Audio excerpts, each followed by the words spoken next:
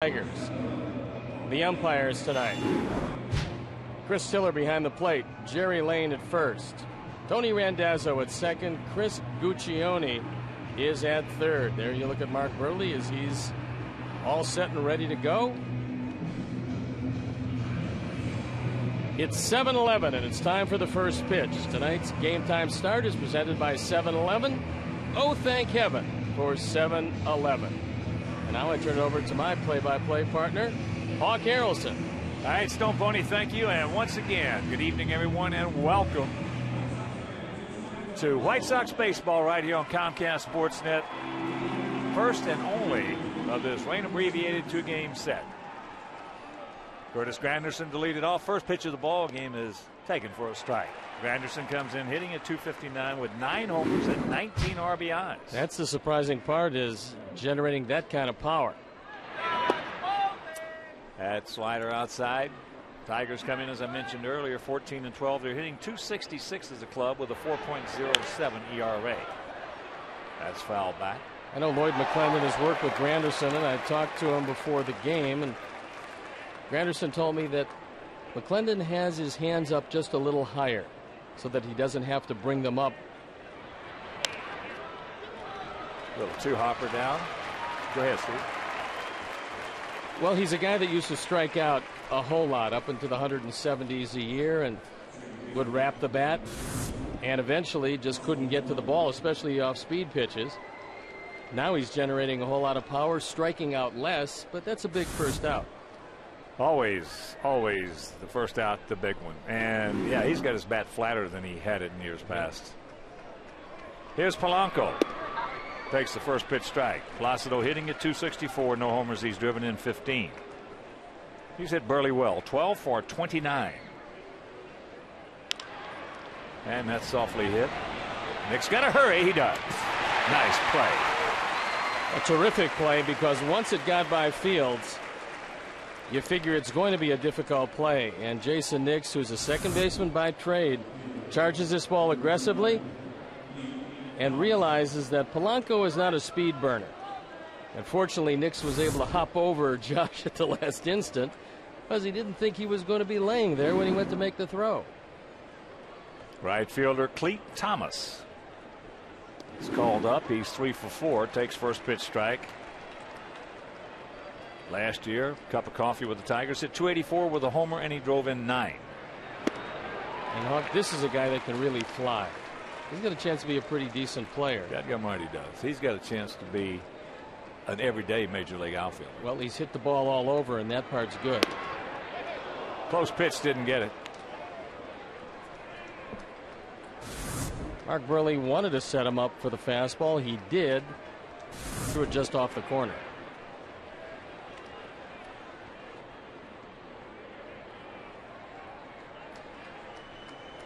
The 2-2.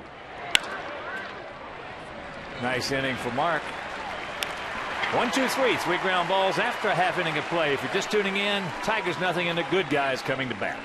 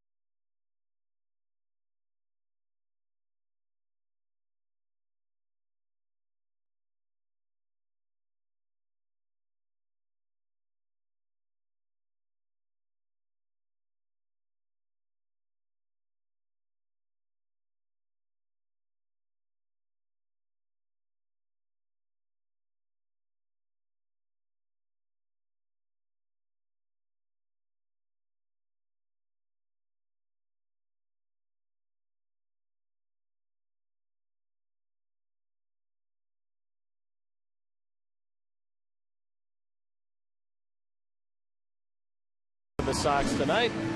It'll be Getz, Fields, and Quentin 1 through 3, with Tomey, Dye, and Konerko right in the middle. Pierzynski, Nix, and Scotty Pod sitting 9. The Lowe's defensive setup for these Tigers: Rayburn, Granderson, and Thomas. In the infield, Inge, Everett, Polanco, and Cabrera. Gerald Laird behind the plate, and Armando Galarraga on the hill. He's been pretty tough this year, an ERA in the low 3s. He's looking for his second loss, and this his 6th start. Right now he's reading his hat. And before we show you our picks to click, you at home select yours.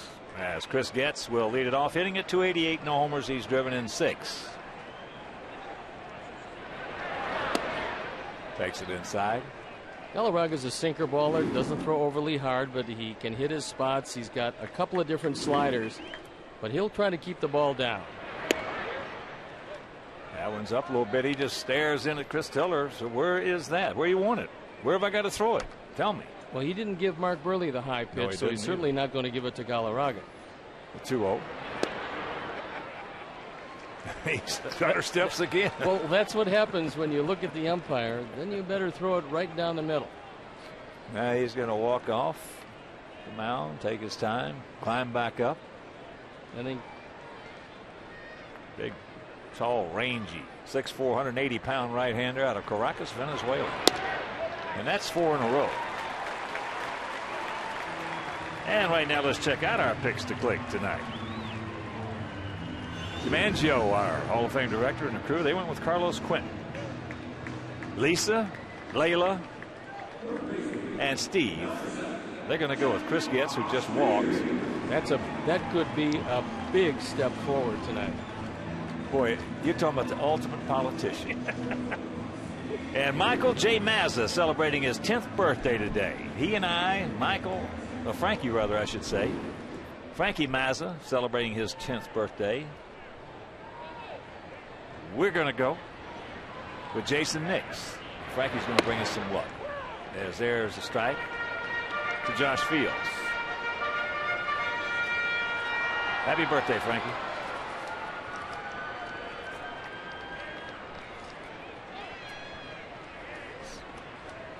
Outfield straight up and spread out. That ball hit into center field. Granderson, he's back there. He's got room right on the edge of the track now, right at the rim. Hauls it in. This ball hit awfully hard, and this is when you try to get a sinker baller as early in the game, because that ball isn't sinking as well as it will in a couple of innings. And what will be ground balls now are line drives and fly balls. So at the edge of the track, Curtis Granderson hauls it in. Also, you want to try to get him when he doesn't quite understand what the strike zone is going to be. That's not necessarily a bad thing, unless, of course, you pitch for a living. Here's Carlos hitting at .253, 8 homers, 17. He's driven in. Now the Sox are going to run on Rayburn in left field because he's a converted infielder playing the outfield. He's had his problems in the outfield this year, so it should be interesting tonight in left. Right now, visibility does not favor the fielders. Outfield about equidistant, spread out slightly to the left. As the count evens at 1. Sox come in at 12-14, hitting at .262 as a club with a 4.72 ERA. Last year, we played the Tigers 18 times and we won 12 of them.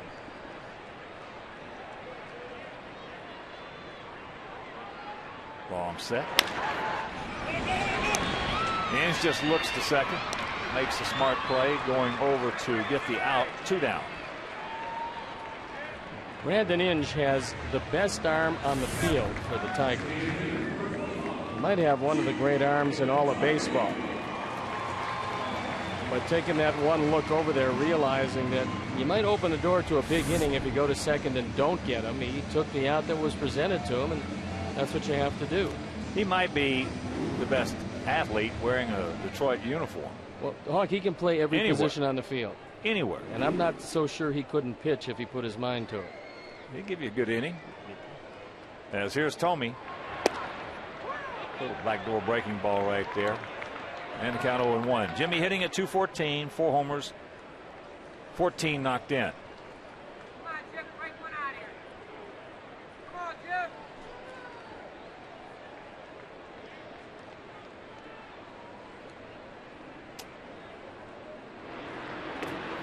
That's low, 1-1. And here, beautiful U.S. Cellular Field, 330 down the left field line, 335 down the right field line, 375 in the gaps, and 400 straightaway center.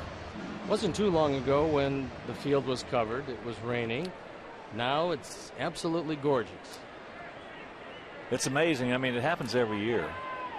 I mean, without fail, it happens every year. We go on the road.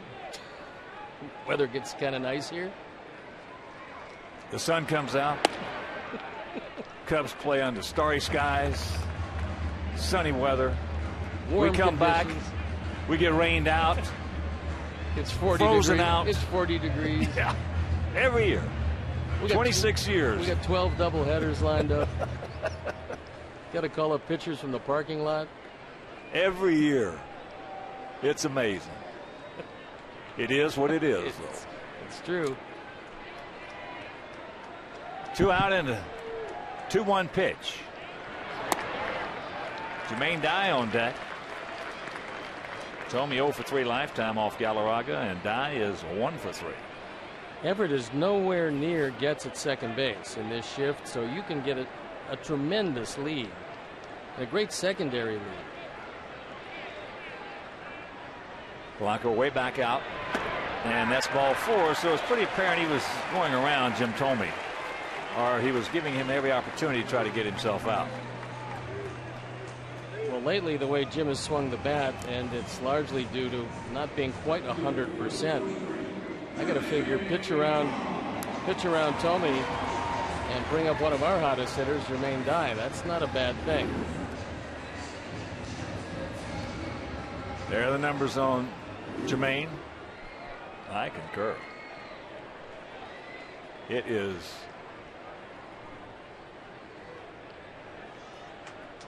at your own peril. That's low. Gerald Laird coming out to talk with Galarraga. He doesn't quite have the release point yet on anything, and what he's trying to do is just battle his way through this first inning, hope that the field comes to him in the second. But this is when you got to take advantage of him. Does he look like he's throwing more straight up now than he did when he beat us and pitched so well against us back on the 15th? I just think for whatever reason, Hawk, right now he's just not comfortable on the mound. I think he's fighting it, and maybe he'll lose track of one over the middle of the plate. There's a strike.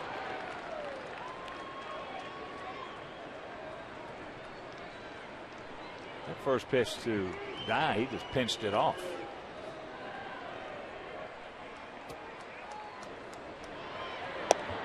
And that's low.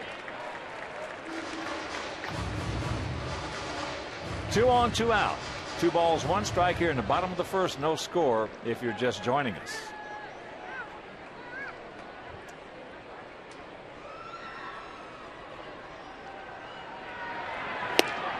Pitcher's pitch. Couldn't lay off of it. 2-2. No, that was a real good slider because it looked like a strike until the last instant. As you can see, just moved out of the zone. And that was, as Hawk told you, a very good pitcher's pitch. Probably going to back it up. No. In on him with a sinker. It'll be the Texas Rangers coming to town tomorrow, Saturday and Sunday, before we hit the road again. Josh Hamilton's still not ready to go, so still an advantage to play them without him. And you would think now, after the inside sinker, that he would go back to that slider that worked so well the pitch before. Let's see what he does. There's a base hit. So he goes around Thome to get to Dye, and it doesn't work out. So Getz will score. And it's 1-0 Sox. Well, there's an advantage of looking for a pitch and getting a slider that hangs. Jermaine's looking for something in the middle of the plate. Galarraga that time threw the slider, but instead of the pitch before, he got it over the middle of the plate. Jermaine drives in run number 16, and that's going to necessitate a trip to the mound.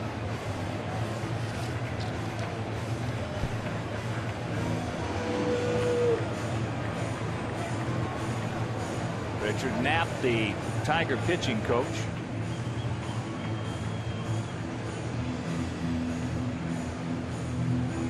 They've been through a few of them.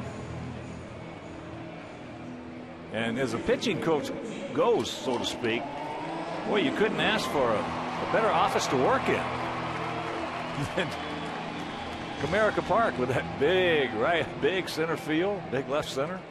Just teach your guys to stay away from the corners, use the middle of the field, and you should be in pretty good shape. So here's Konerko.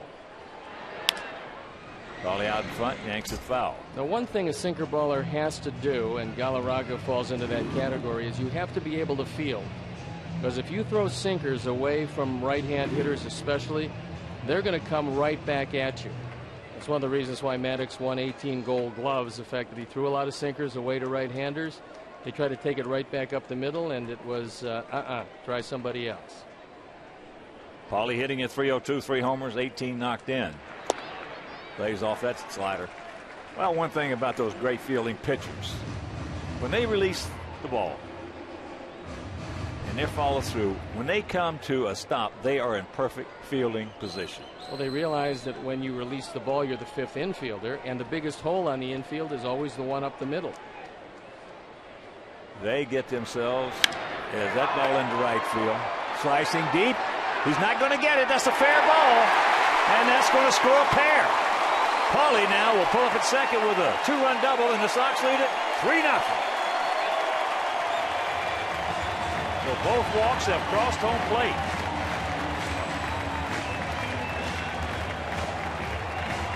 Despite the speed of Thomas, that ball just kept slicing away from him. It wasn't fair by a whole lot, but it was fair by enough, and the big part of this was that it stayed in the field of play. As that ball rattles around, Thome and Dye score, and it's an early lead. Paulie now with 20 RBIs. There's a big hack right there by AJ. AJ comes in hitting at .316, 3 homers. He's driven in 7.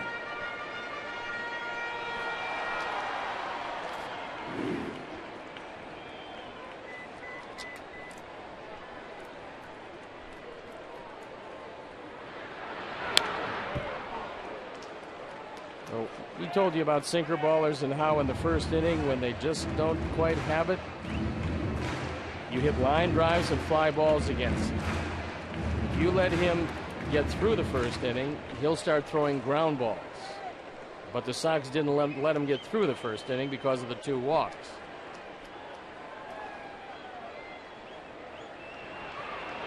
That ball hit deep to right. Thomas goes back at the fence, looks up. You can put it on the board. Yes! 2-run homer by AJ, and it's a 5-0 Sox lead.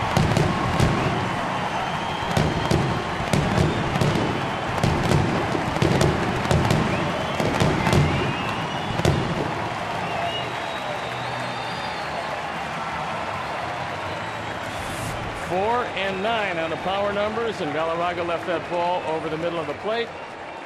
Thomas goes back to the fence.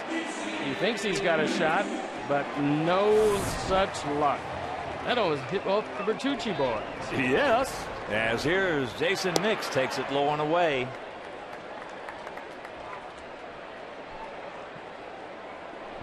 Jason getting a short.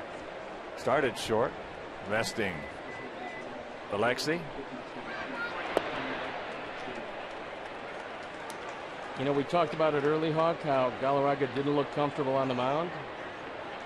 Maybe he was thinking about that 5 spot that was about to get up there. Well, when he's a little in doubt on the strike zone, you know he's not going to be throwing every pitch with conviction. As that'll end the inning, but a big crooked number goes up, and after 1 is 5-0 good guys.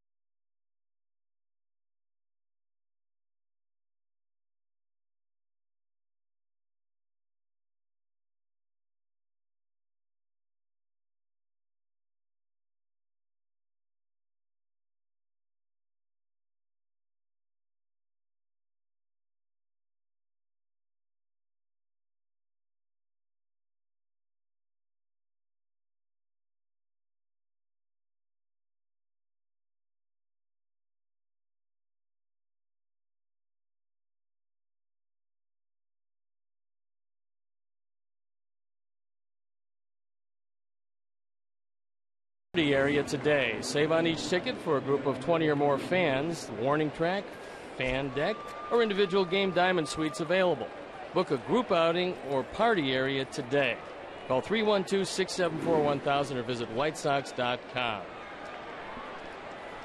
Sox with a big 5 spot, bottom of the first.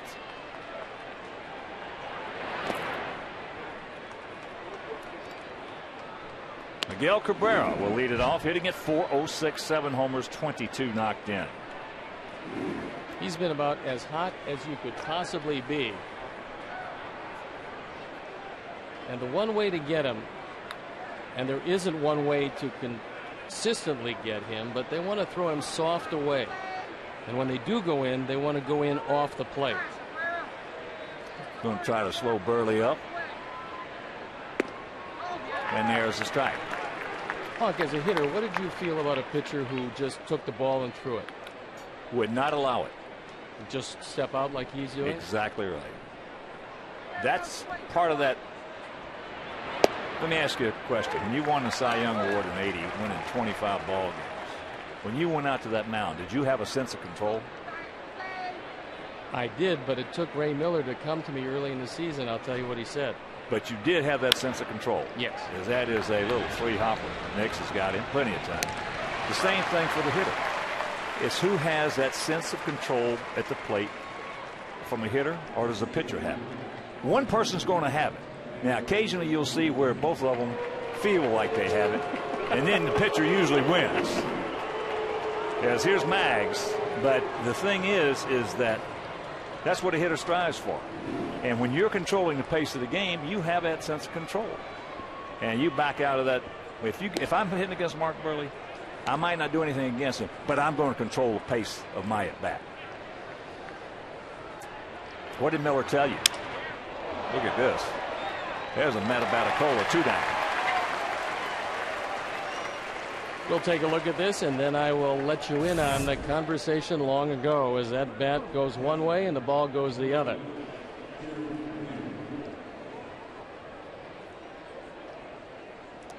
It still breaks. He said to me, he came running out and he said, I got a message from your infielders. They're falling asleep. Throw the ball. And that's when I started to speed everything up, and that's when I got my rhythm, and that's when I had the big year. Right. You felt like you were in control of the situation because you were pitching at your pace. Yeah, you were pitching at your pace. And hitters try to do the same thing they do with Mark. I mean, they would step out, but they've tried that on Greg Maddux for a whole lot of years too. It didn't work. No, it's not going to work all the time.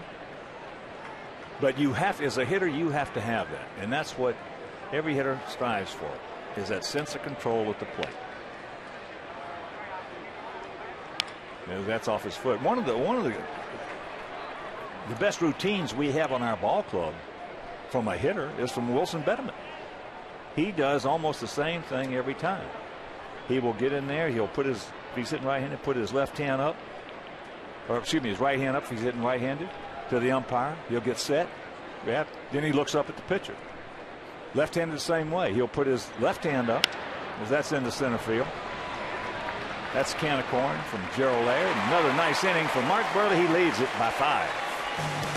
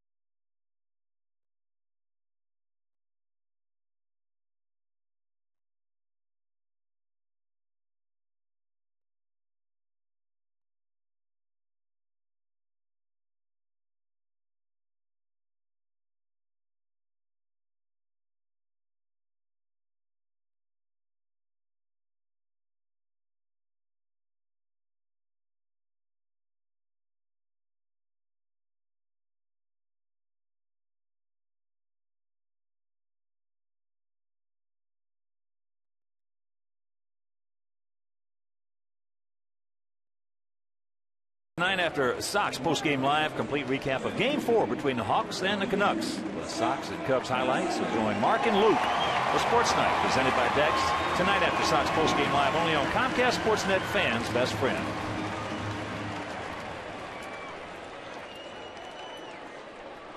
Scotty Pides will lead it off, hitting at .316.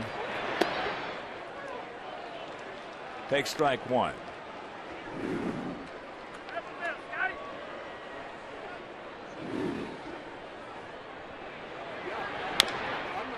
Little comebacker. And he'll just go ahead and take it himself. Why not?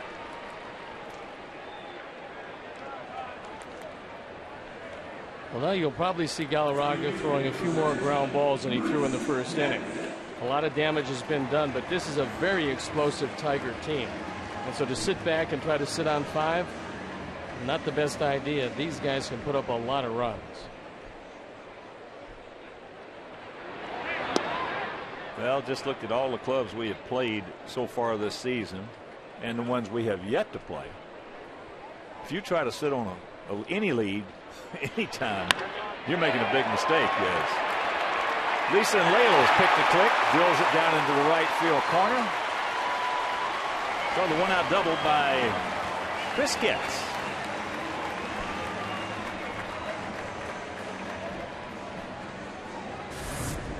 This one rifled into the corner. Left-handers have always and will always love the fastball down and in. Don't know why that is exactly, but that's where, if they could order it up, that's where they'd like it. And there's always an exception to every rule. Well, there is. And that exception was Mickey Tettleton. He liked it down and away. The flat bat? Mickey Tettleton's flat bat? He liked that ball about 5 or 6 inches outside, and he just yanked it and killed it. As Josh lined out hard to center. I remember that batting style, and I don't believe I've seen too many people copying that one. No. He and John Walkenfuss. It's a couple of the immortals. For the Tigers.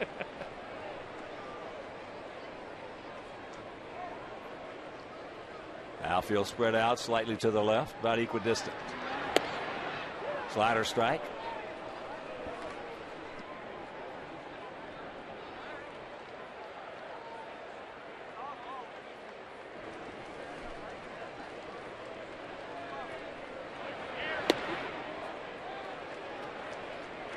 Two and one. Josh, if you're just tuning in, did not see the pregame show.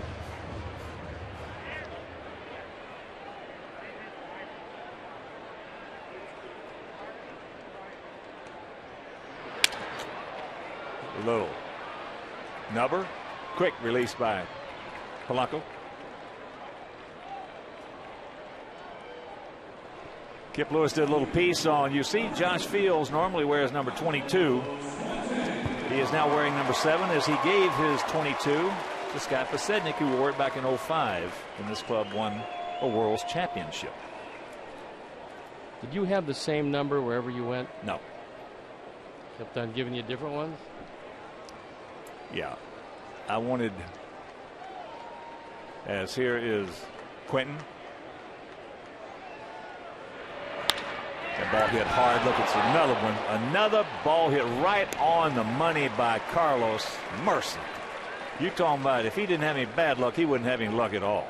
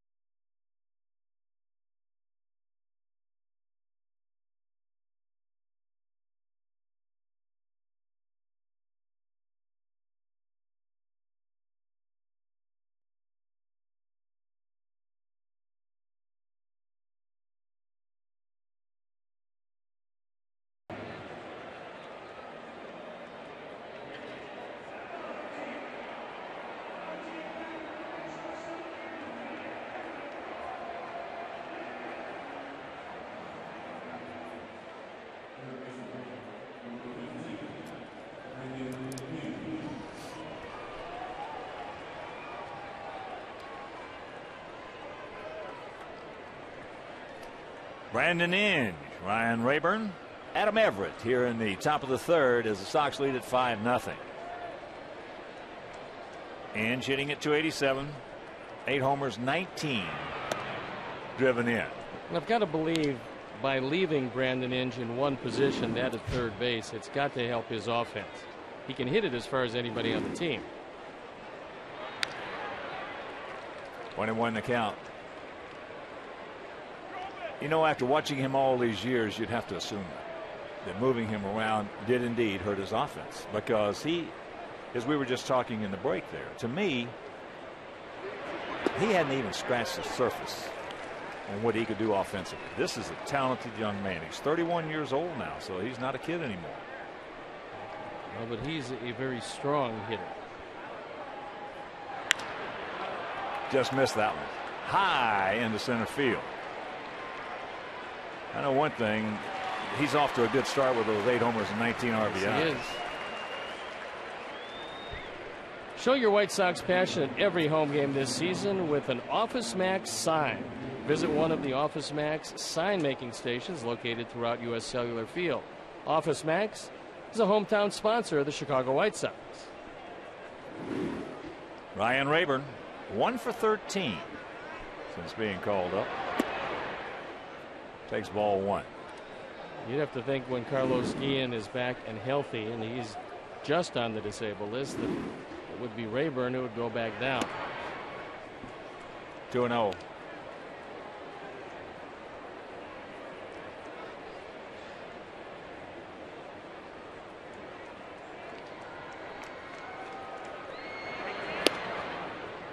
Right on the outside edge.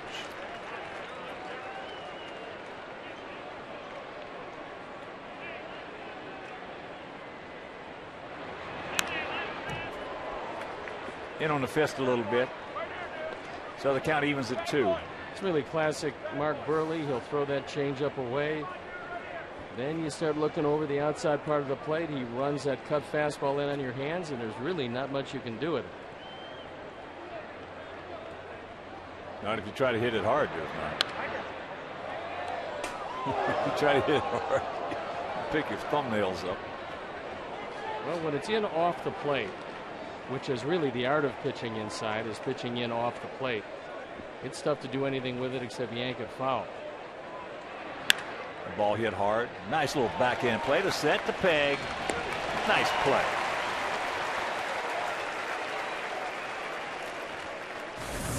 Jason's a second baseman by trade, but I think he's showing you that if you've got good hands, you'll have good hands at second.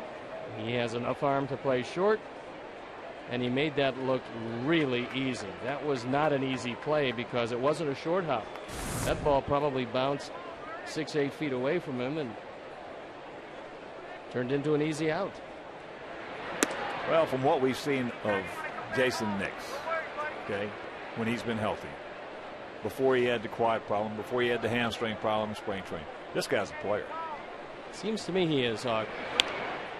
That's popped up right side. Jason Nix looks like he is a player. So that is 9 up, 9 down for Buehrle, and he leads it big.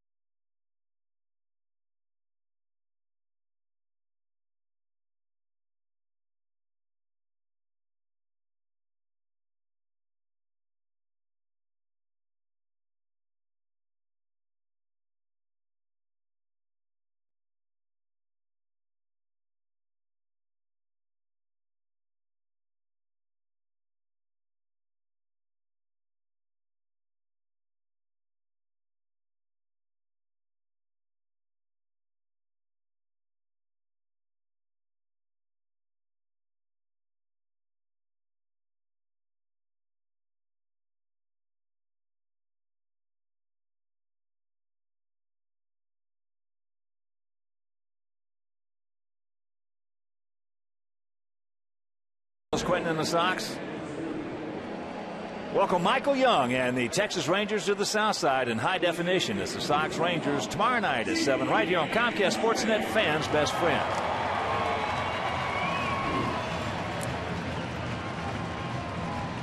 Jim Thome will lead it off. He drew a big walk.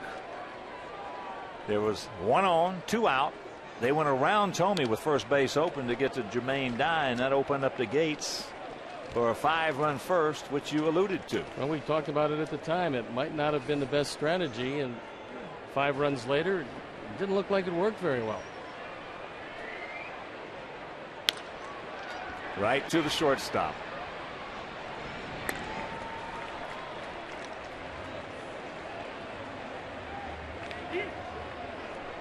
So 1 out, and that'll bring up Jermaine, who lined a single to start that 5-run first, knocking in Chris Getz, who had walked.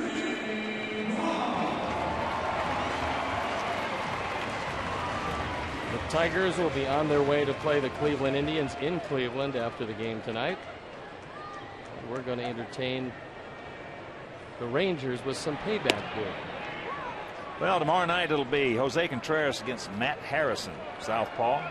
We saw him in Texas. And then on Saturday, Johnny Danks against Kevin Millwood.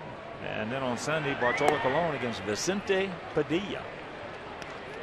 You know, the thing that was disappointing, besides we played bad on that last road trip. We won the first game down in Texas.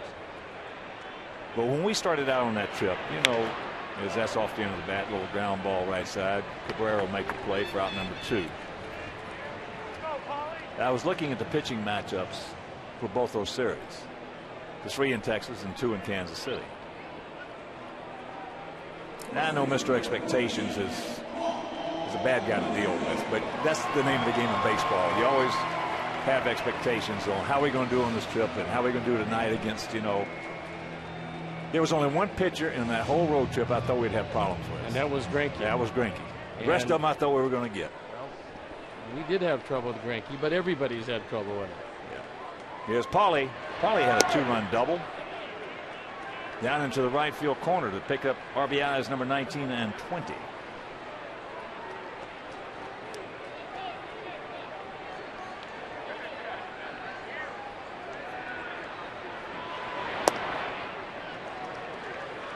Two and 0. Paulie now 8 doubles, 3 homers, and 20 RBIs on the young season.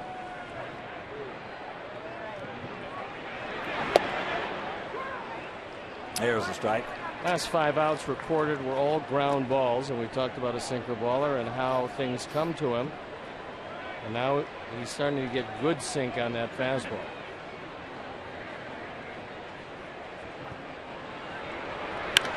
Ball hit hard, just foul.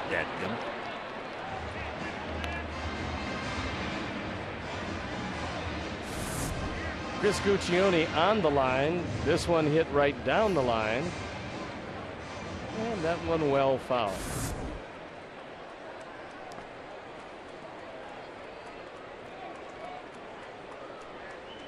Two out in the 2-2 pitch.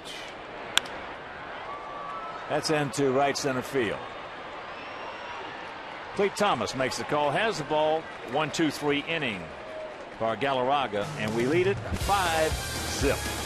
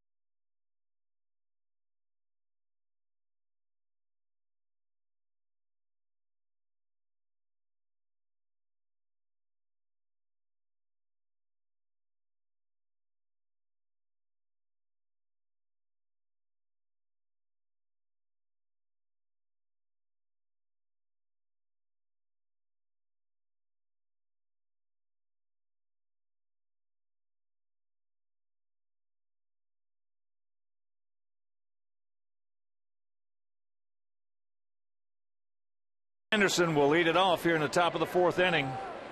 Grounded out to Konerko. Fields in on the grass. Breaking ball, strike on the outside corner. Against right-handers, they're going to hit Granderson in the middle of this lineup somewhere. He told me that he hit 6th against a right-hander a couple of days ago, but against the lefties, they put him up at the top. Pretty good pitch, even if he didn't get it. 2-1. Make them move their eyes. Make them move their feet. You can make a hitter move their eyes and move their feet. You're doing your job. You're talking about different levels. Yeah.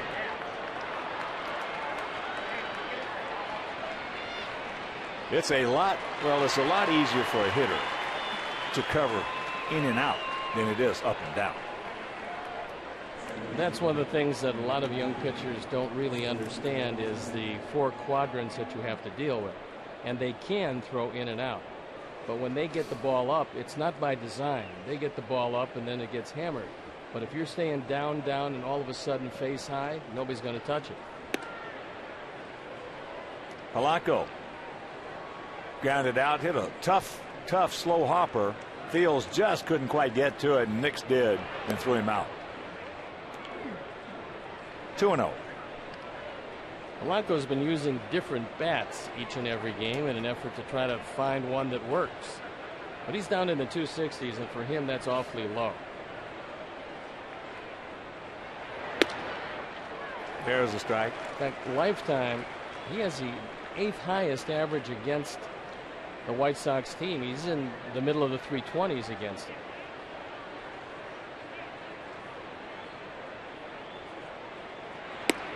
There's another strike. Well, and it's just not the hits, it's when they came. He has been as dangerous, with the exception in the last few years as Mags, as anybody on this ball club against us in clutch situations. Paulie giving it a shot. He's there, makes the catch. Stayed with it. Nice play. Tremendous play. And when you're not going real well, those stay in play. When you're on a hot streak, those go into the seats. And for Polanco, who's been anything but hot, he sees Paul go over and make a good, solid play.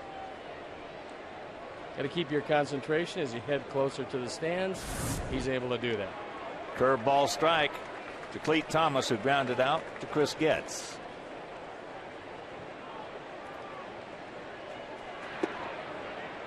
You know, one of the reasons those young pitchers don't get the 4 quadrants that you mentioned, Stevie, is the fact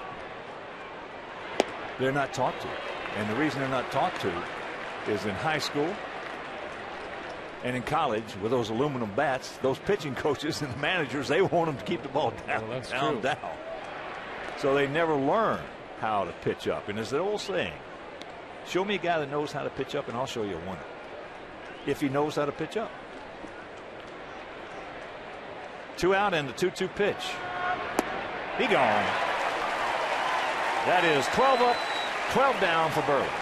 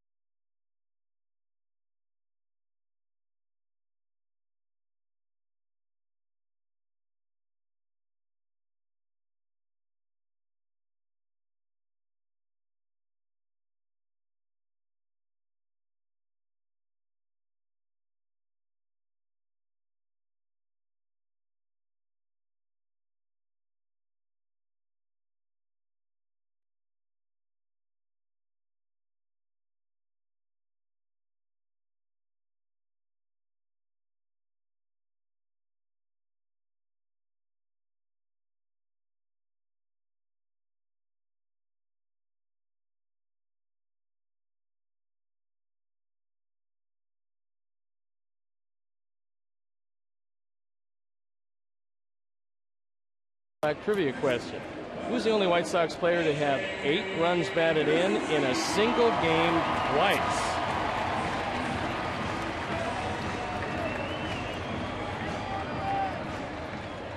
Well, the umpires tonight are doing a good job at giving us the allotted time in between innings. That's the reason. Or you're sitting at home. I've had some friends of mine call, why are you guys missing so many pitches? It's not because of production. It's because the umpires, a lot of these umpires will not give you the allotted time. As AJ hits it down to second base. AJ with a 2-run homer, his 4th of the year in the first inning. Celebrate Mother's Day by going to bat against breast cancer. Support the cause by purchasing your pink bat today at team stores or MLB.com, and $10 of your purchase will go to Susan G. Komen for the cure.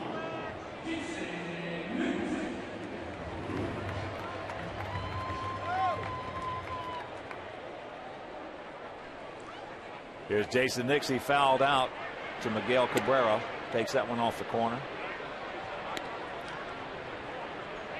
It's usually about 15 to 20 seconds. A lot of these umpire crews, they will cut you short.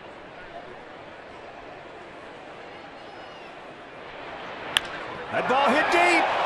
Way back. He looks up. You can put it on the board. Yes.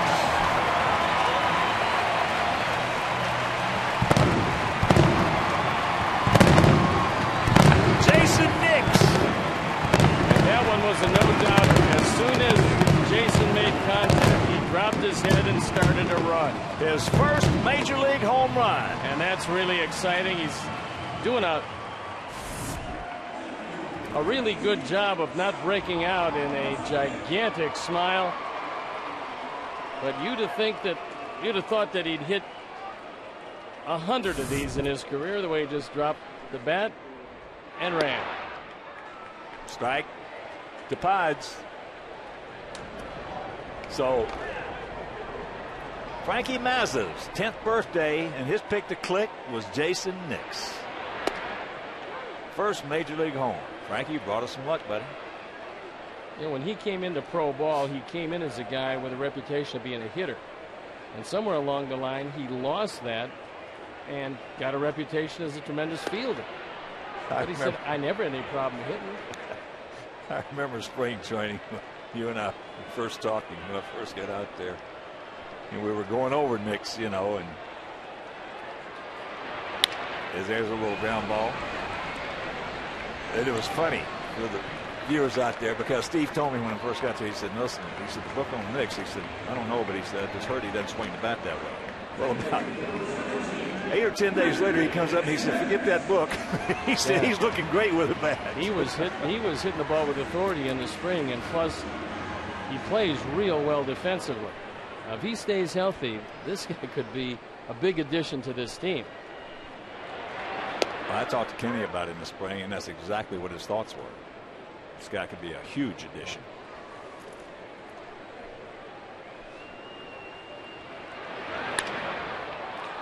Chris pops that one into left field. Chris now 1 for 2, a double, a walk, and a run scored. But the homer by Jason Nix, and the Sox lead it 6-0.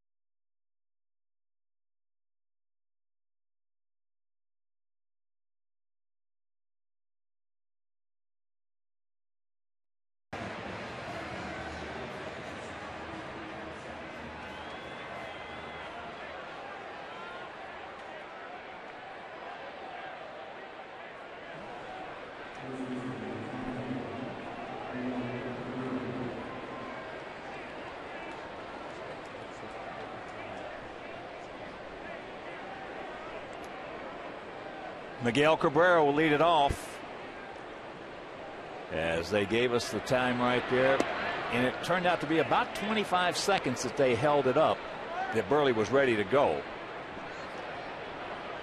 So that's the reason we didn't miss the pitch, as there's a foul ball off the end of the bat. So far, changeup. Yeah, so far that's the game plan. They're saying soft away, throwing the cutter in on his hands.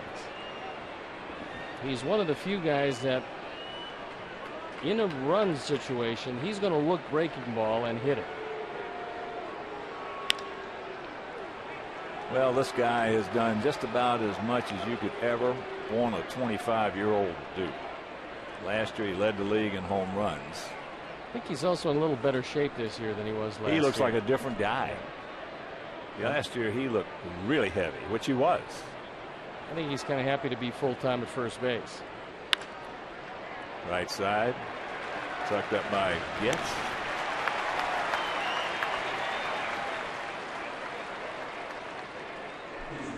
One out, and that'll bring up Maggs.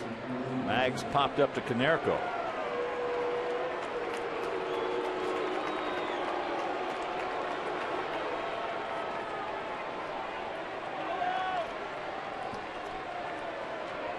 Talking to some of the guys on the Tigers, they were saying that they can't understand why Ordonez,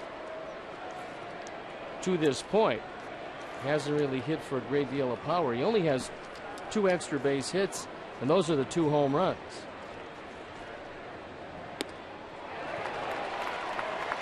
One and one to count. Well, Maggs is one of the smartest hitters in this league. In fact, the only guy I thought was a smarter hitter just got suspended for 50 games. Nobody could get to that one. Manny Ramirez. If you did not hear about that, Manny today by Major League Baseball was suspended 50 games. And although the Dodgers are certainly going to miss him, I think they're still going to control that division, handle it. He gone.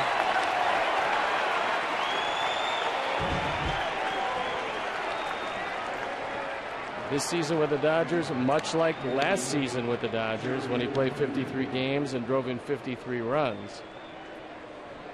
This guy can do it all with the bat.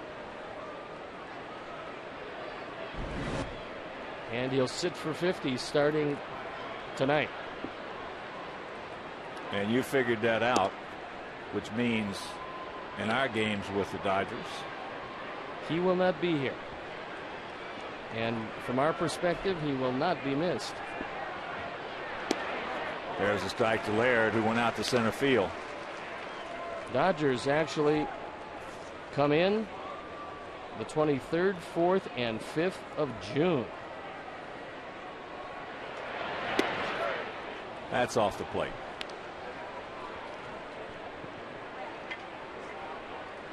Outfield straight up, spread out.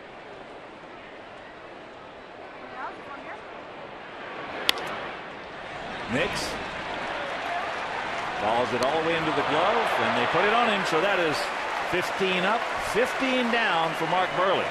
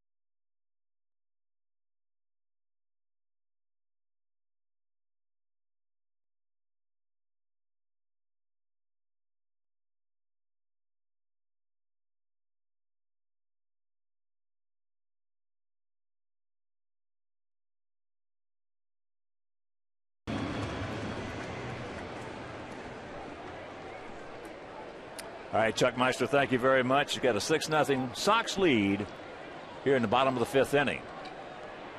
As Josh Fields will lead it off, takes it low and away. Josh has gone out deep to center, and he has popped up to second. Now Fields straight up, spread out. And the count 2-0. Let's see how well he hits with number 7 on his bat.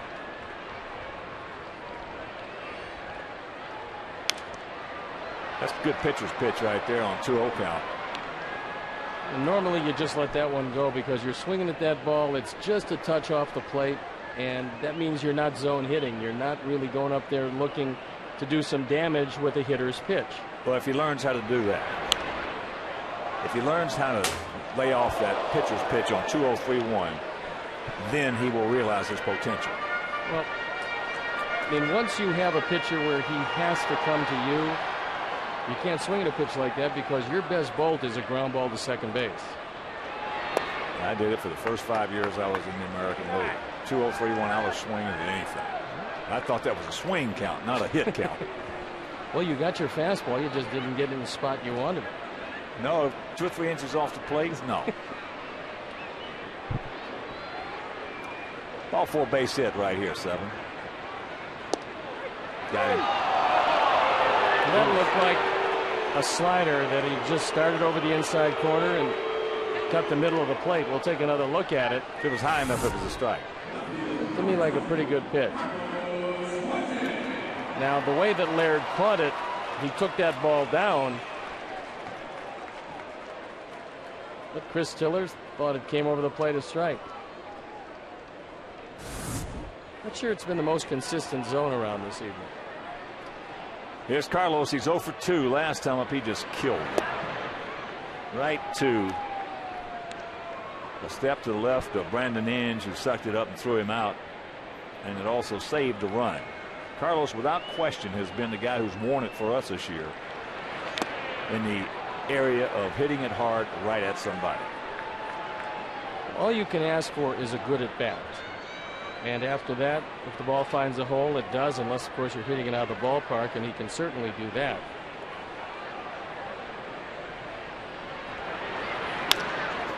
Softly hit. Adam Everett.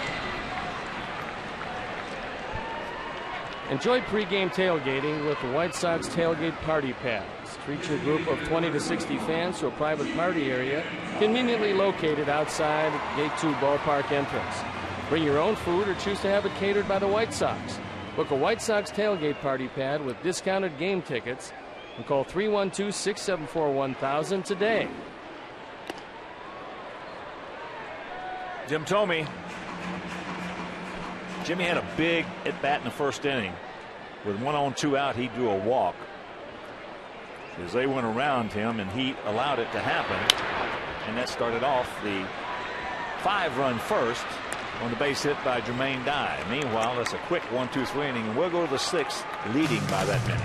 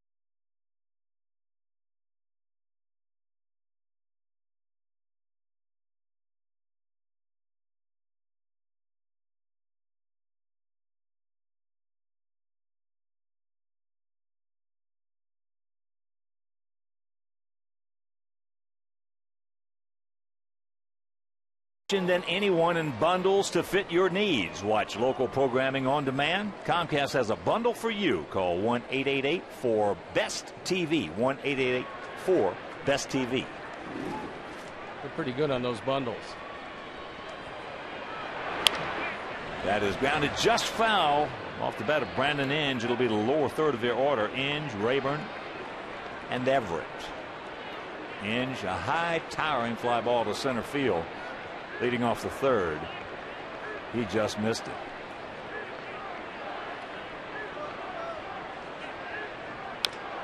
Out in front, and very quickly the count 0-2.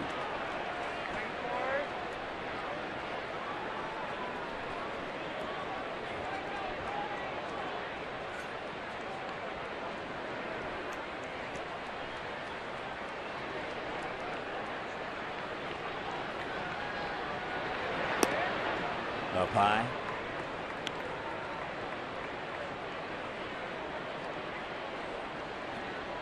Bit of a gap out there in left center. You got Fields backing off the line of third. Bullseye. He gone. Brandon Inge was looking for something away. AJ wanted it in, and Mark got it there. This was caught inside, but it came over the plate a strike. And Inge not real happy with that call, but he'll take a seat.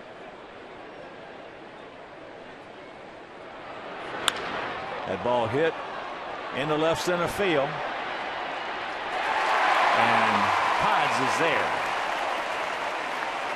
Got in on him just enough.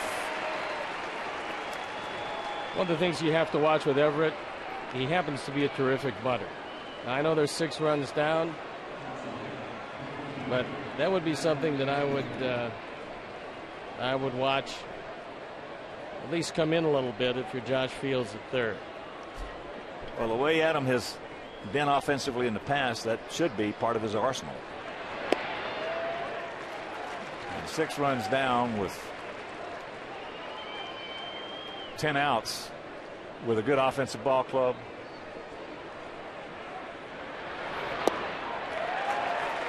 Well, no bunts now, but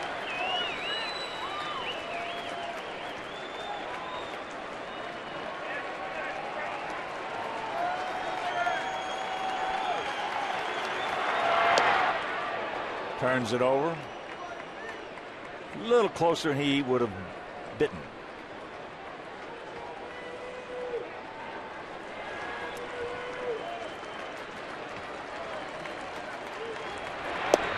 That is 18 up, 18 down for Mark Buehrle.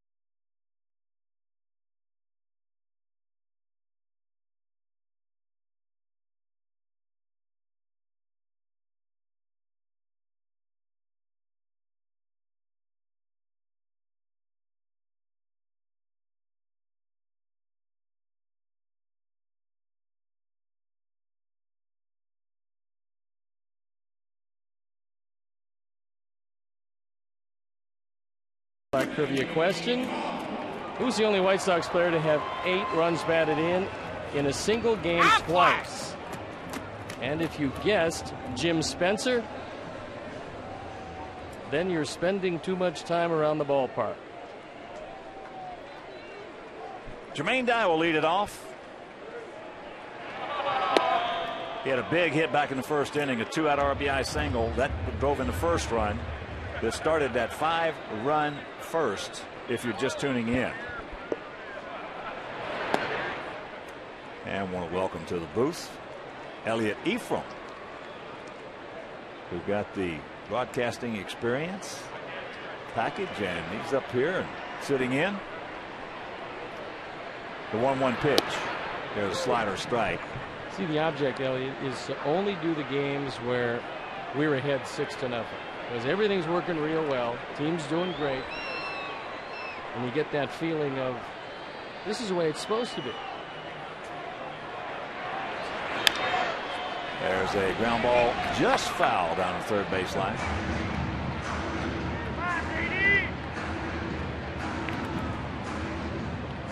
Jermaine picking up his 16th RBI. Sox lead it 6-0. 6-5-0 for our Sox.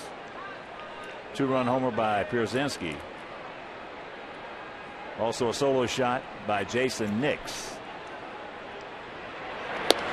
And of course, with those 2 home runs, the Alex Nelius family will donate $100 to White Sox charities for every Sox homer hit throughout the course of the season. That is numbers 29 and 30. So $3,000 donated by Alex Nelius in loving memory of Ursula. Another slider. That one pretty good pitch to hit right there, Stone Pony. Well, Jermaine was able to stay alive. I think he was probably guessing fastball, if you can guess anything on 2-2, but the end result is he gets another pitch. Outfield just about straight away. And backing off the line at third. There's a good slider right there. And coming in after the last inning, here's Mark Buehrle going into the dugout.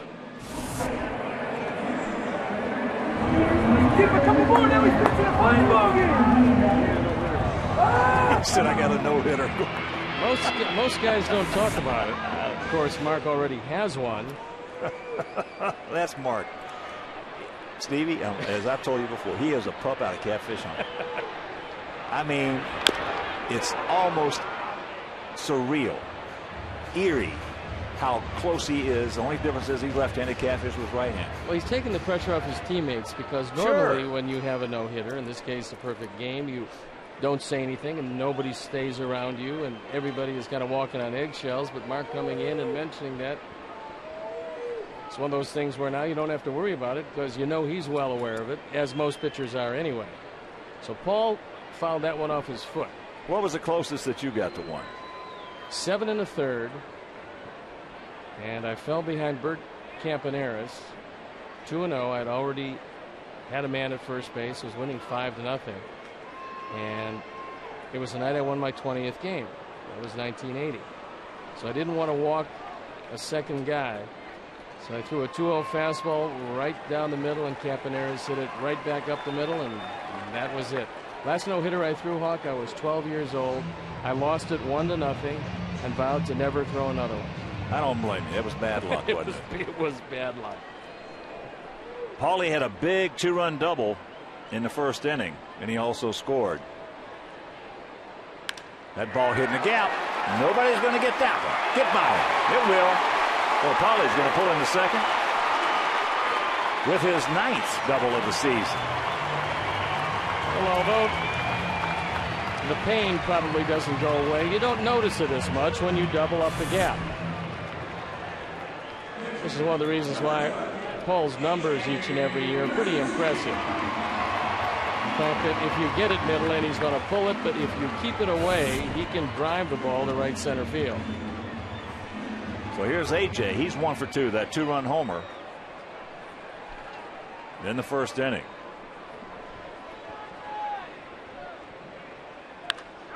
He just misses this one, or did he? Stretch! Get on back there! No, Pete Thomas. Boy, he just missed it. Mercy. Looked to me like he just got out in front a touch and didn't quite hit it on the sweet spot.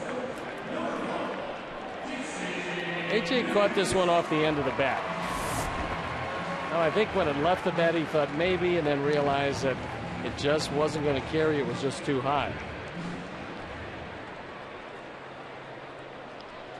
So here is Jason Nix. Picked up his first major league homer back in the 4th inning.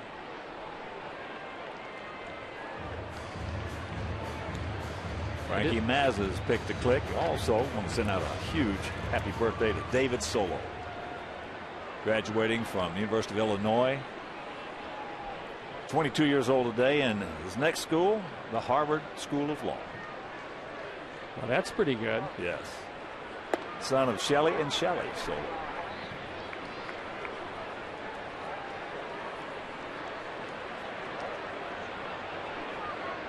Ryan Perry loosening up down in that Tiger pen. We remember him from Detroit as the young man who can throw the ball through the wall, but just couldn't hit the wall. That's in on him. Good pitch by Galarraga. So the count 1-2. Good play by Jeff Cox at third base. Actually shows that he was a middle infielder, made it to the major leagues, and believes in keeping a really fit body.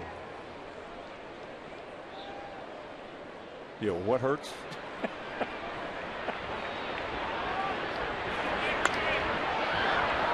Jason trying to take that one right in. Jeff Cox is one of a kind. He's a character. But you know what, Hawk? Everywhere we go, he knows everybody on the field. All the coaches come up because they ran into him somewhere. He's been just about everywhere in baseball, and he knows guys from every league all over the country for the last 40 years. 2 out to 1-2. Well, he's got a terrific mind. Very sharp guy, but there's 2 things he can do. He can eat and he can talk.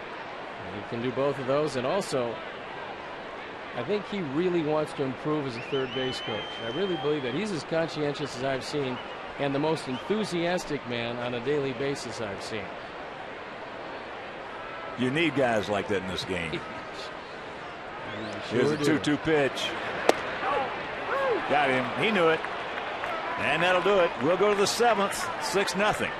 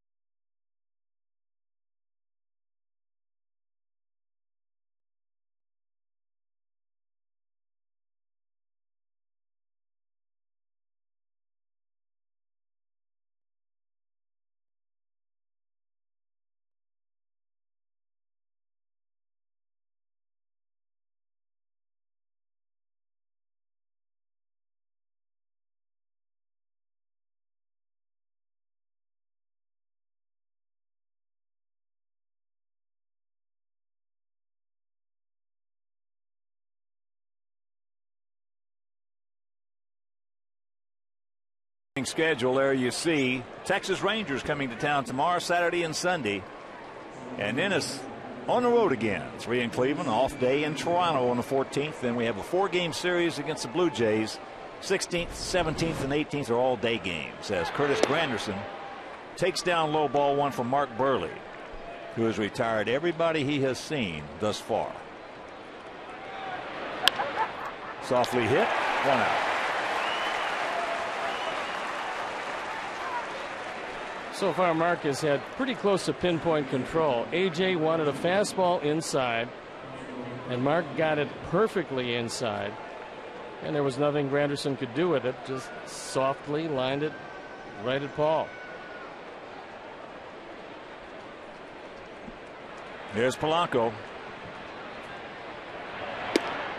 Takes a strike on the inner half.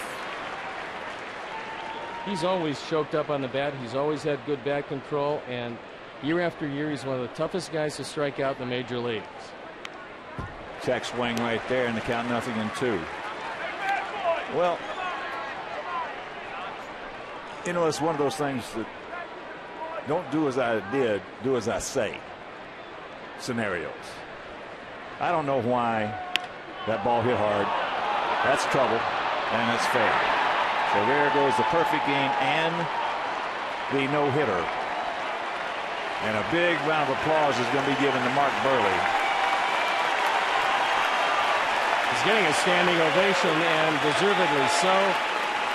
Mark's been at the top of his game tonight, hitting his spots, but that time he tried to cut the fastball. Got it up a little too high to a very good hitter. And Polanco one-hopped the wall. And that'll bring up Clay Thomas. But getting back to Polanco, I don't know why other guys don't do it, especially when you got a man on third and less than 2 out. Is choke up on the bat. You do have, there's no question about it, better bat control. And play some pepper. Polanco, in big situations, will go to that plate. He has choked up way on the bat, and he just plays pepper with that pitcher. That's the reason he's tough to strike out. That's the reason he's a terrific contact hitter who can get some clutch hits for you. He has better control of the bat. Well, the defense can't make a mistake if you don't put the ball in play. And Polanco has always put the ball in play.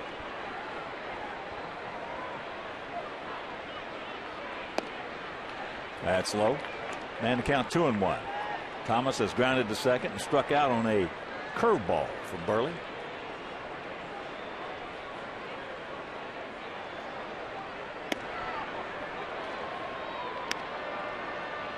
So Mark, for the first time, is in the stretch tonight. Retired 19, the first 19 he faced.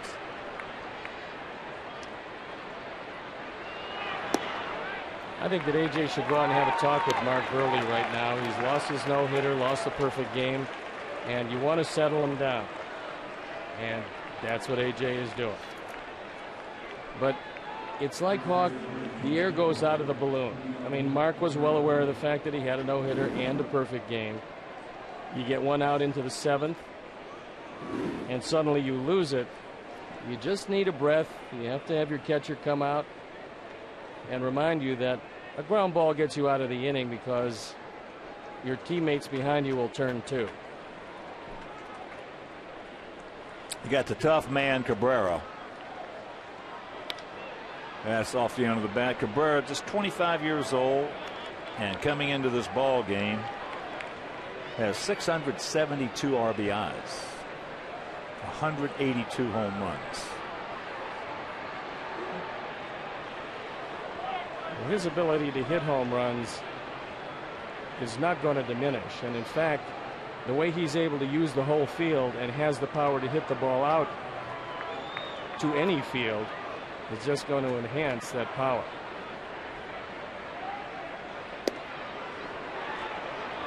He did not go. Checked it up, says Jerry Lane, crew chief, and one of the better umpires in this game. Take a look at those numbers and you realize why Cabrera is one of the most feared of all the hitters in this league, or any other league for that matter.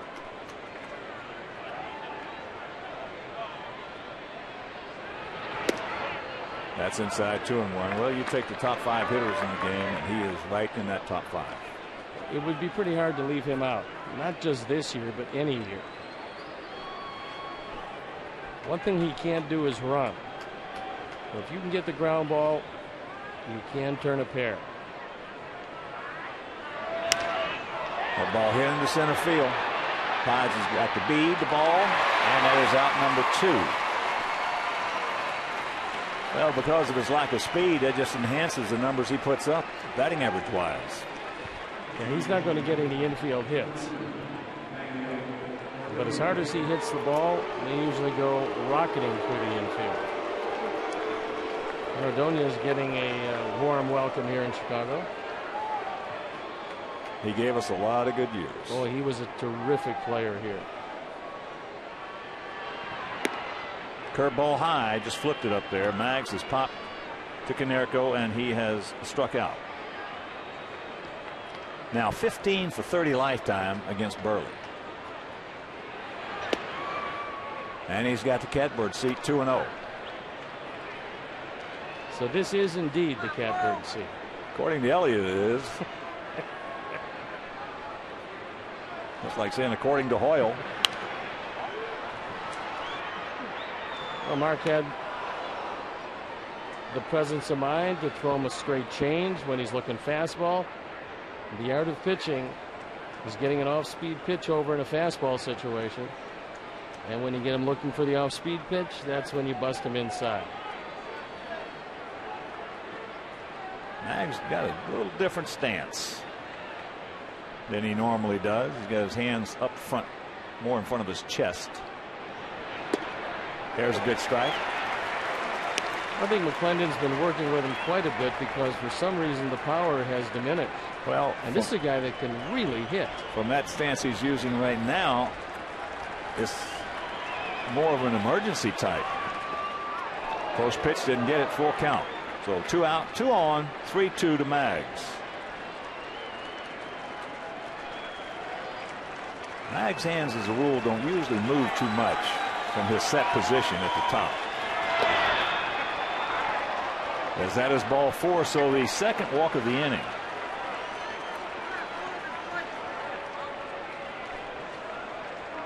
This is a cutter. He wanted to throw it in on his hands. He gets it in, but it is too far in.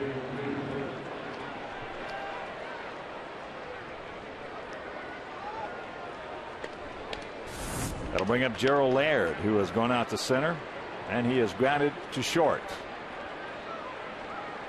So this is one of the outs right here that Mark needs in this ball game. And he takes ball 1.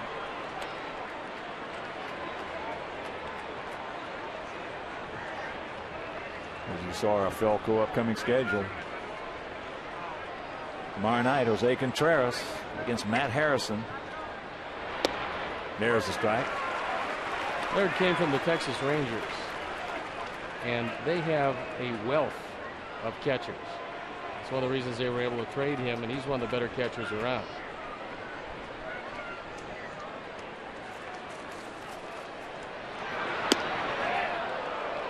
I guess it was a little high. Take another look at it. And it was up and out of the zone. 2-1 pitch. So 2 out, 2 balls, 2 strikes. Sox packed with Tigers here in the top of the 7th. Sox lead at 6-0.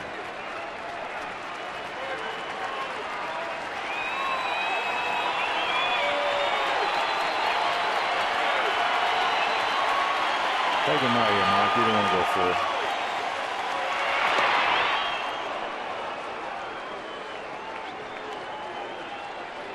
If he has the confidence to throw a straight change away, you can get out of this inning.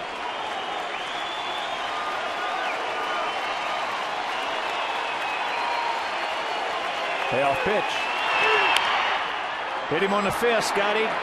Coming on, he's there. He'll make that play, and that will retire the side. The Tigers get their first base runner, their first hit. 7th inning stretch, 6-0. Good guys.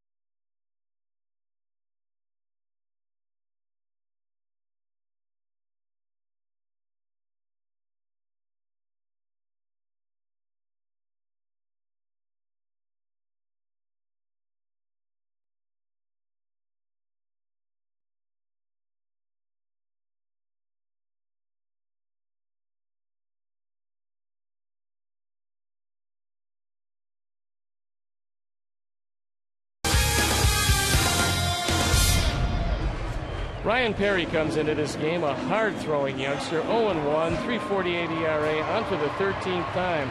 He's been the busiest man out of that Tiger bullpen. He's got 9 strikeouts, but 10 walks in 10 1/3 innings. First pitch strike to Scotty Pides. Scotty 0 for 2. He's bounced back to the pitcher and he's grounded to second. If you're just tuning in, Sox with 5 in the first off Galarraga, 1 in the fourth. 2 home runs, one by A.J. Pierzynski, 2-run shot. Inge. Oh, what a good athlete he is. And then the other home run by Jason Nix, his first major league homer. May 23rd at 6:05, it's the White Sox versus the Pirates. Enjoy post-game fireworks presented by Pepsi. For game tickets, call 866-SOX-GAME or visit whitesox.com.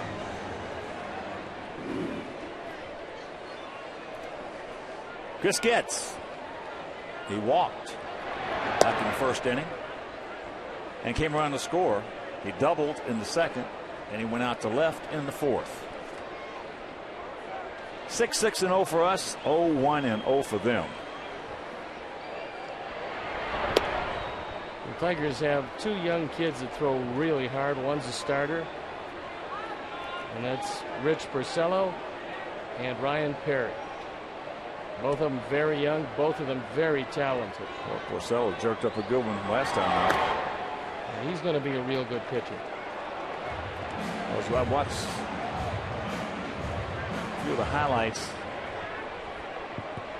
and he reminds me a little bit of movement on his ball of Mark Fidrich when he first came up, but he throws about 2 feet quicker than Birdman did. And he throws awfully hard. A lot of people thought perhaps he was too young. Same thing with Ryan Perry. The Tigers said they've got major league arms. We'll see if they can do it in the major leagues. 3-1 pitch, and that's ball 4. So the third time our leadoff man has been on board tonight. Boy, those 2 walks figure large too, don't they, in the evaluation of the pitch to click? You're not going to get there. It's not gonna happen. You can lobby all you want. I know the perfect spot for you. Yes.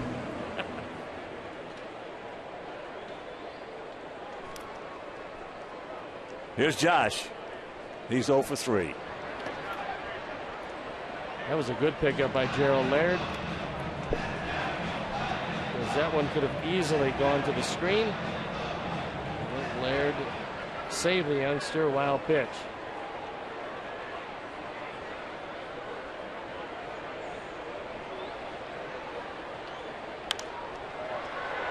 And that's out of play right side.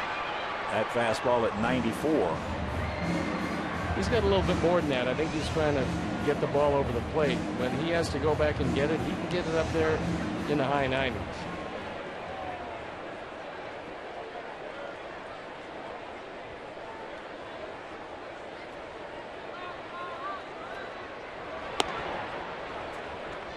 That one at 95. 1-2 the count.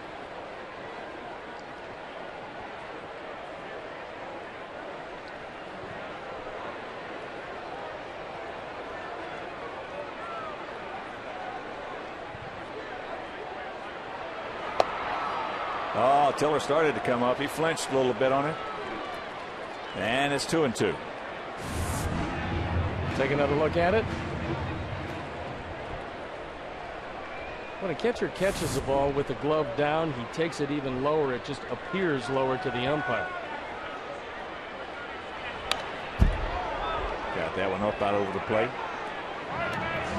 Carlos Quentin on deck. Just tuning in, back in the first inning. Gets walked. Fields went out deep to center. Carlos Quentin bounced out to third. So with Getz at second, first base open, they went around Tomey to get to Jermaine Dye. As he strikes him out on a breaking pitch. 2 down. And he struck him out on a breaking pitch after seeing nothing but gas.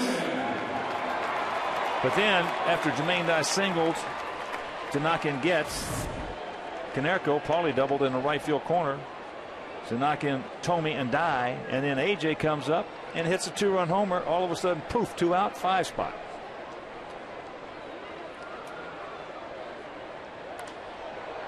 It was getting the over breaking ball, pops it up, and Miguel Cabrera makes the catch. We'll go to the 8th. It is still 6-0 Good Guys.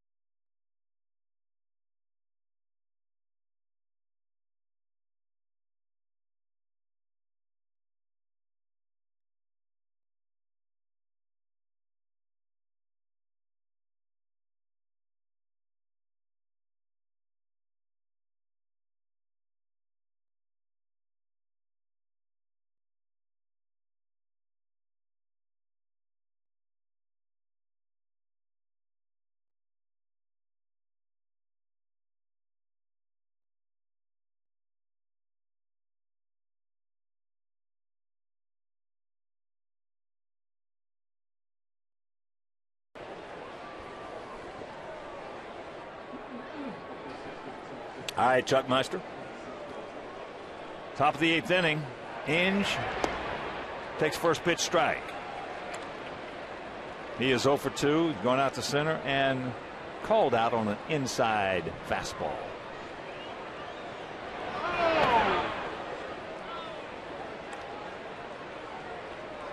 One and one to count.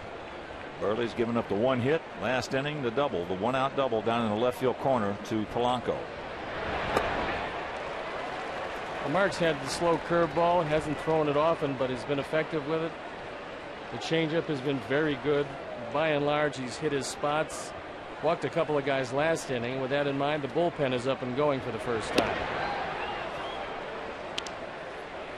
Tavio Dotel throwing in the pen just in case. Off the end of the bat.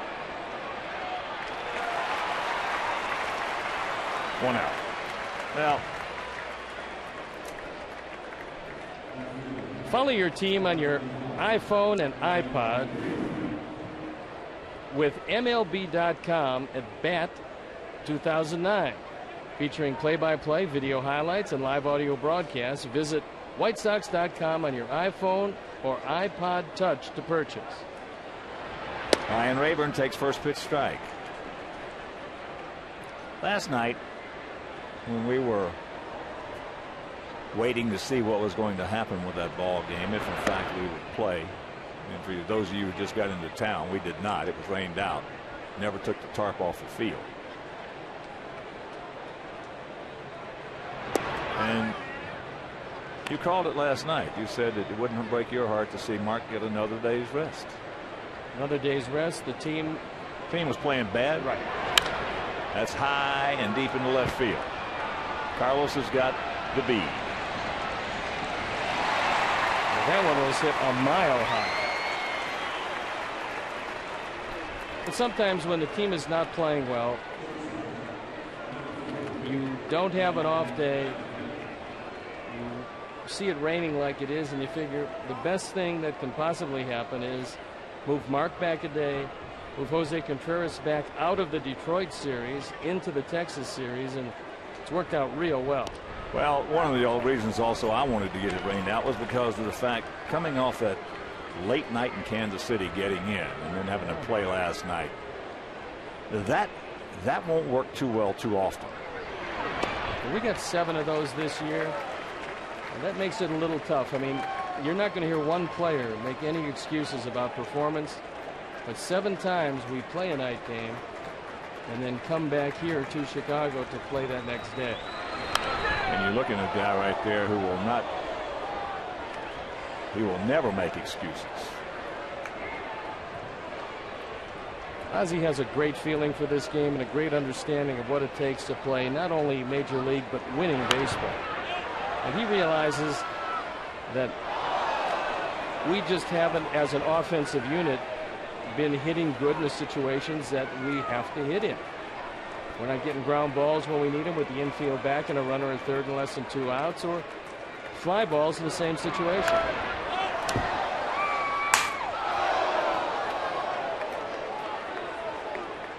No, I was very happy to see that game banged. Very happy.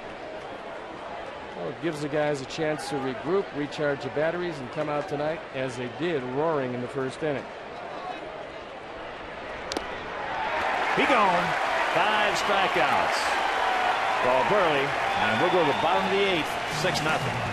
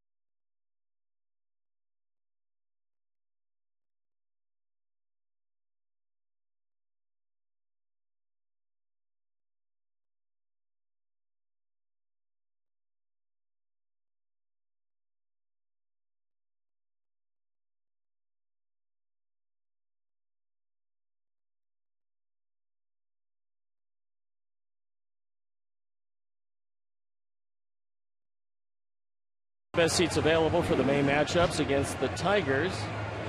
Well, that's by the boards. And Rangers, May 8th through the 10th. To purchase your individual game tickets, call 866-SOX-GAME or visit WhiteSox.com. Coop and Buehrle talking things over. Buehrle is done for the evening, as Jim Thome will lead off the bottom of the 8th.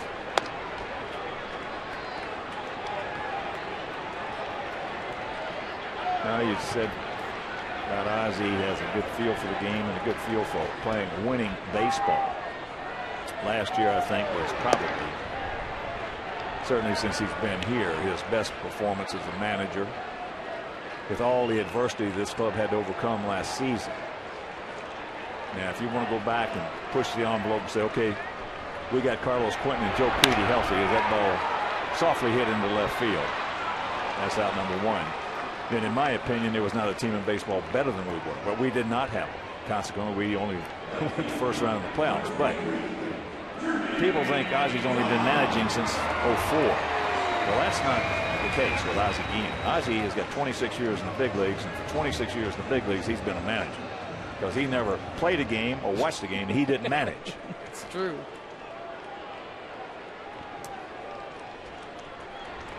Breaking ball strike to Jermaine. Had a big hit. That 2-out single got us on the board in the first, and that opened up the gates for the 5 runs.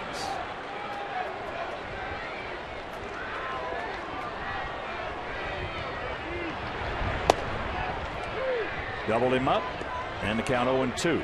And I know there's a huge Sox fan enjoying this one. Mindy Kaplan looking on and rooting home her Sox. It's been all Sox tonight.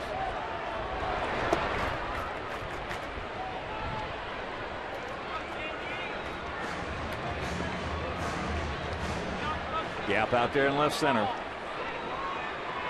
Jose Contreras against Matt Harrison tomorrow night. Make your plans to be with us here as that fastball popped up.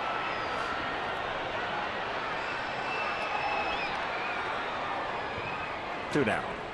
Bobby Jenks is loosening up. Obviously non-safe situation, but your closer, almost without exception, will rust away before you will overuse him. And so Bobby's got to get an inning, because tomorrow against Texas he might be called on in a safe situation late. You might as well get him an inning tonight. Here's Polly. He's 2 for 2. 2 doubles, 2 RBIs, 1 run scored. Buehrle trying to go 5-0 for the first time in his career starting off the season.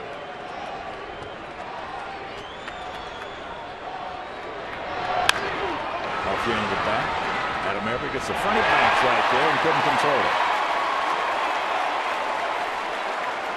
Most unusual, because Adam Everett was brought in to shore up the defense. Normally he's sure-handed.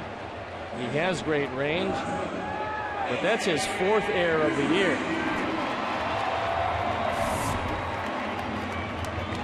Talked to a lot of infielders who come in and they say that you don't find many bad hops on a Roger Bossard infield.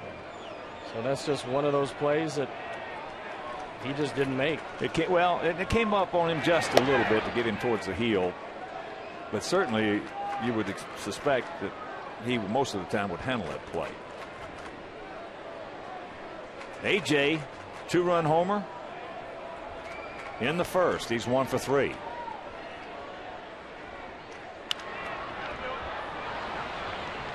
Cabrera will make that, and that'll retire the side into the 9th, leading 6-0.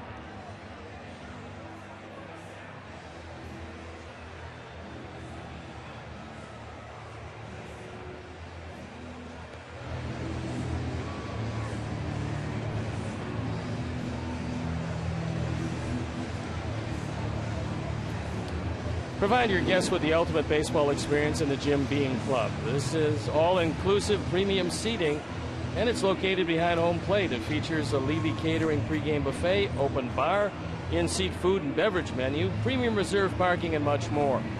For more information, call 312-674-1000 or visit whitesox.com/Jim Beam Club. And Bobby Jenks comes into this to pick up an inning. Jenks at 0-1, his ERA an even 2, on for the 10th time. He does have 6 saves, but in this situation, he's just trying to get the feel for the strike zone once again after some inactivity.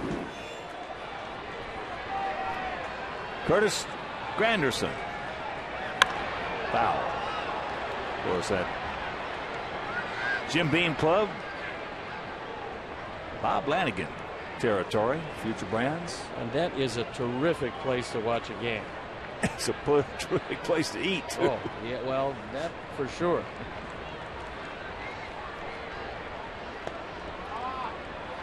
That is outside.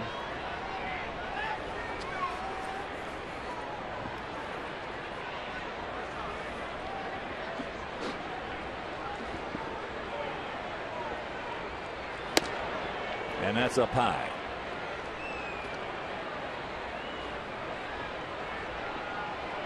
Two and one to count to Granderson.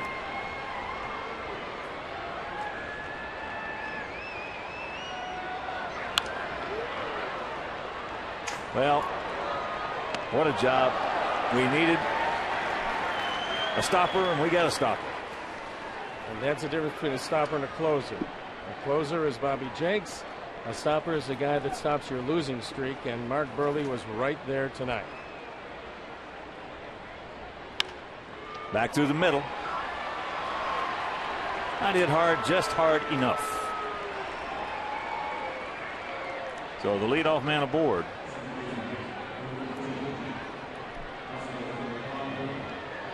And here's Polanco, who's 1 for 3 that double with 1 out in the 7th inning. The first base runner for the Tigers, if you're just tuning in.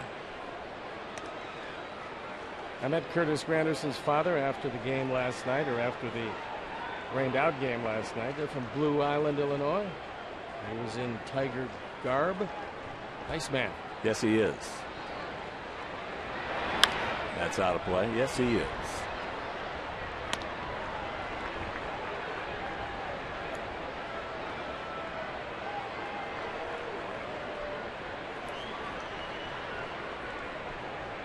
Polanco, 33-year-old veteran. Good, solid. And that's chopped foul. I agree with the point you made last time that he was up, Hawk, where you talked about guys choking up maybe an inch when they have to put the ball in play. You just don't see it very much. I think it's something that used to be done, but not so much anymore. Well, as I said, you know, there are several reasons for it. Macho being one of them. Macho comes into play in this game, and it shouldn't when it comes to getting in a run. Your chances of getting in a run, and for all you youngsters out there, your chances of knocking in a run from third base with less than 2 out are greater if you choke up on the bat than if you are down on the knob and don't make an adjustment. I mean, it's also a sense of pride for most hitters to have a good number in that category. I mean, hitters will tell you, and the better hitters are usually in the 60 to 65% range, getting the man home from third with less than 2 outs. A lot of guys just will not make that adjustment. And there's a line shot. Got that off-speed pitch up out over the plate, and that is meat for Polanco. So the first 2 men aboard.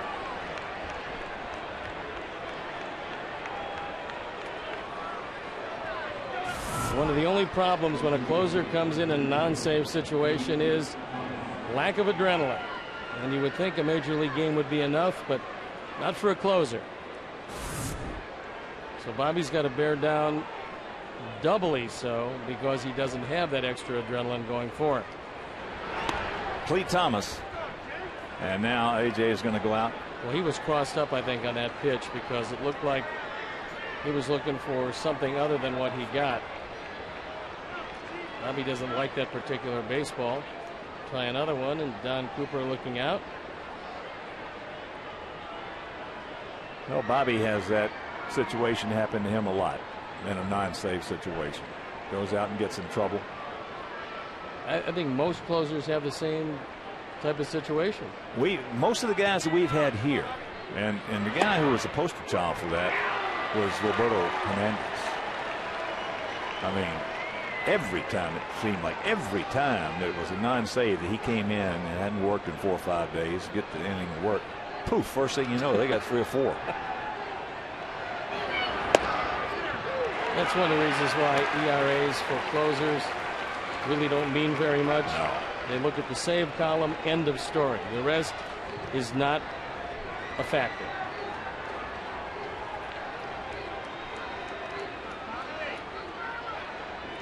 The 1-2.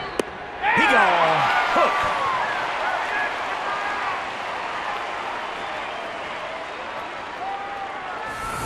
He set him up with the heat and put him away with the hook. That's one of the better breaking balls we've seen Bobby throw.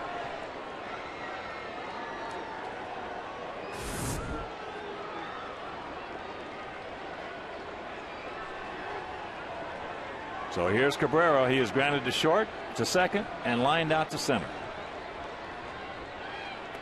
A couple of big men going at one another right here. I don't know what Bobby did with that one, but that ball dropped a good 6 inches.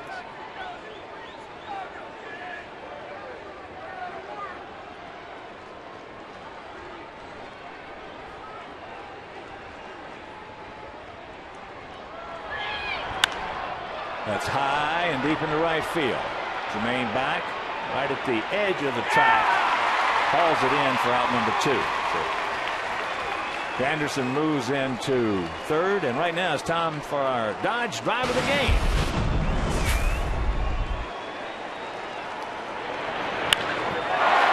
First major league homer for Jason Nix.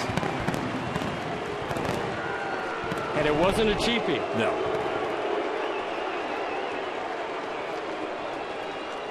This is a guy we've been looking for all night. For 2 nights.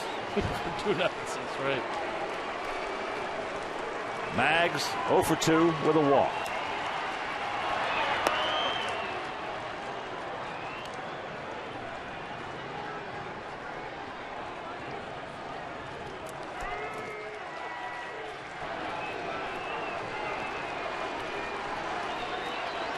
That's up high, 2-0. Make your plans to be with us here at the ballpark tomorrow night. Jose Contreras against Matt Harrison. If you can't, that game will be right here on Comcast Sportsnet. Saturday's game over WGN and Sunday's game right here on Comcast Sportsnet. As the count moves to 3-0.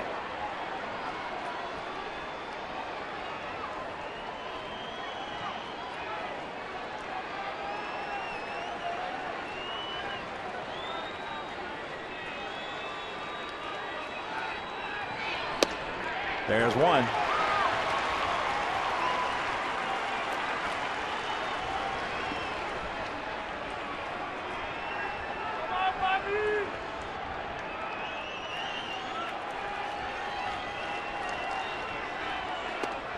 There's 2.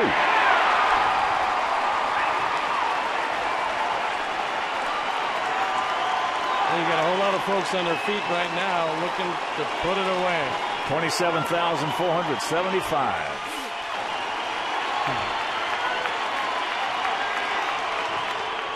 And there's a souvenir upper tank.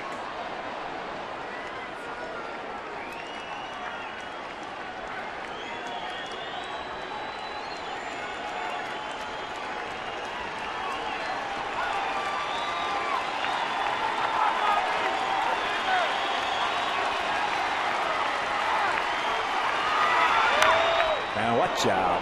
That is fired into the seats. We mentioned Contreras tomorrow night.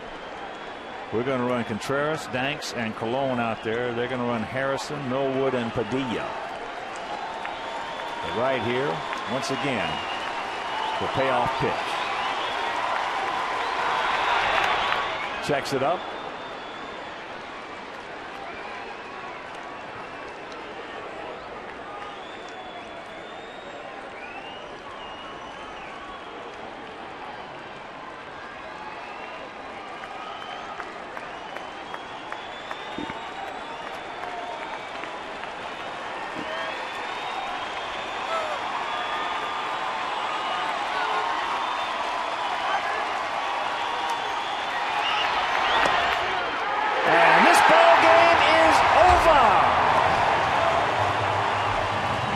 Bobby Jenks comes on once again, non-safe situation, gets in trouble and pitches out of it, but nails it down.